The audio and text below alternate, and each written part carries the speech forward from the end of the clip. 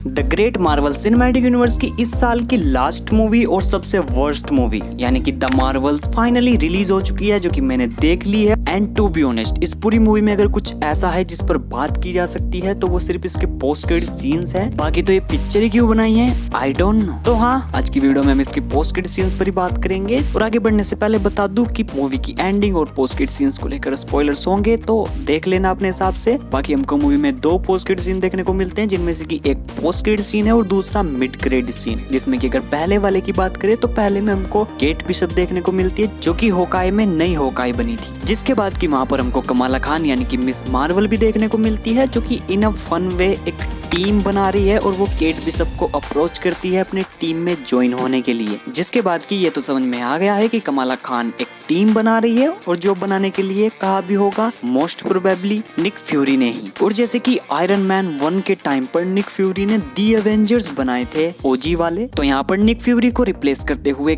Kamala Khan young Avengers बनाएगी, जो कि अभी तो बस ये टीम में दो ही हैं, केट बिशप और मिस मार्वल। लेकिन उसके बाद में जब सोचने लगा कि और कौन कौन इस टीम में यानी कि यंग एवेंजर्स में आ सकता है, तो सबसे पहले मेरे माइंड में आया सी हल्क, जो कि आ सकती है। उसके बाद मैंने सोचा कि मून नाइट, लेकिन नहीं, मैंने सोचा कि इतना बैड एस कैरेक्टर है वो भाई मेन एवेंजर्स डिजर्व करता है। और फिर मैंने सोचा कि स्पाइडरमैन आ सकता है क्या, लेकिन वो तो ऑलरेडी ही एक एवेंजर है। इन्फिनिटी वॉर में खुद आयरन मैन ने कहा था अब तू भी एवेंजर है। और अब बहुत से लोग मेरे मुंह पर ये पॉइंट भी फेंक करके मारेंगे कि स्पाइडरमैन को तो सब भूल चुके हैं। तो नहीं, देखो ऐसा नहीं है, मैं क्लियर कर रहा हूँ। नोवे होम में हमको ये बताया गया कि सब लोग पीटर पार्कर को भूले हैं, स्पाइडरमैन को नहीं। तो स्पाइडरमैन अभी भी अवेंजर्स में है, उसको और सुपर हीरोज भी जानते हैं। लेकिन हाँ, इन सब के बाद एक कैरेक्टर है जो कि यंग अवेंजर्स में बिल्कुल आ सकती है, अमेरिका सैवेज, जो कि हमने मल्टीवर्स ऑफ द मैडनेस में देखी थी। तो चारों दिशाओं में नजर घुमाने के बाद मेरे को ये चार मोहतरमा ही दिखी हैं जो कि यंग अवेंजर्स में आ सकती हैं। लेकिन एक सेकंड, ये मेरे को यंग अवेंजर्स से ज्यादा फीमेल अवेंजर लग रही है भाई। बाकी इस पर आप भी अपने ओपिनियंस कमेंट में जरूर बताना, और अगर और कोई कैरेक्टर है जो कि मेरे से छूट गया हो तो बताओ कमेंट में। लेकिन इसके बाद अगर बात करें मूवी के दूसरे मिड क्रेडिट सीन की, जिसको समझने से पहले हमको मूवी की एंडिंग को थोड़ा समझना होगा। तो बेसिकली मूवी की एंडिंग में होता क्या है कि जो मूवी की मेन विलन है, उसका नाम मैं भूल गया, आई डोंट केयर, लेकिन वो दोनों कड़ों को पहनती है और एक बड़ा सा जंप पॉइंट खोल देती है और खुद धूल बन जाती है। लेकिन जो उसने जंप पॉइंट खोला है वो कोई ऐसा वैसा जंप पॉइंट नहीं होता है, बल्कि दूसरी डायमेंशन यानी कि दूसरी दुनिया का जंप पॉइंट होता है, जिसके उस पार दूसरी दुनिया होती है।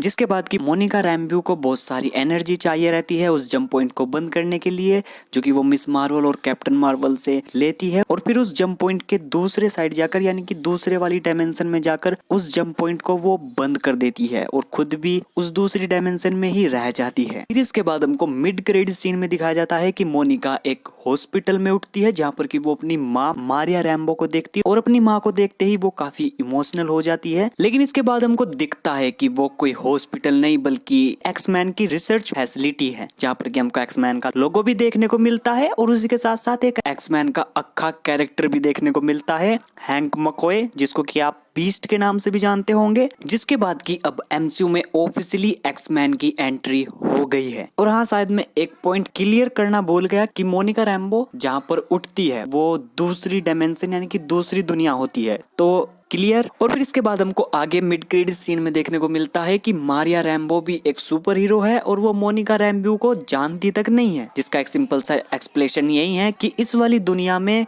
कैरल डैनवर्स कैप्टन मार्वल नहीं बनी बल्कि मारिया रैम्ब्यू बनी। और क्योंकि वो कैप्टन मार्वल है तो ऑब्वियसली उसने शादी भी नहीं की होगी, और जब शादी नहीं की है तो बच्ची कहाँ से होगी, तो इसीलिए वो मोनिका रैम्ब्यू को भी नहीं जानती है। लेकिन इन सब के बाद ये क्वेश्चन भी आता है कि जिस यूनिवर्स में मोनिका रैम्ब्यू गई है वो आखिर कौन से एक्समैन का यूनिवर्स है। क्या ये एक्समैन वही एक्समैन है जो हमने फोक्स के यूनिवर्स में देखे थे या फिर और कोई है। देखो, ये है तो फोक्स वाले ही, लेकिन फोक्स में भी इतनी बार रीबूट हो चुका है कि उस पर एक अलग से वीडियो बन सकती है कि ये कौन से रीबूट के बाद के एक्समैन है। लेकिन हाँ, है फोक्स के ही, क्योंकि इस मूवी में जिस एक्टर ने हैंक मकोई यानी कि बीस्ट का रोल प्ले किया है वो इससे पहले फोक्स की movie X Men the last stand में यही सेम रोल प्ले कर चुके हैं। उसके बाद X Men days of future past में भी एक कैमियो प्ले कर चुके हैं, जो कि most probably X Men days future past में जो रीबूट हुआ था उसके बाद के ये एक्समैन हो सकते हैं। आई थिंक थोड़ा कंफ्यूजन है, तो इतना समझ लो कि ये फॉक्स के यूनिवर्स के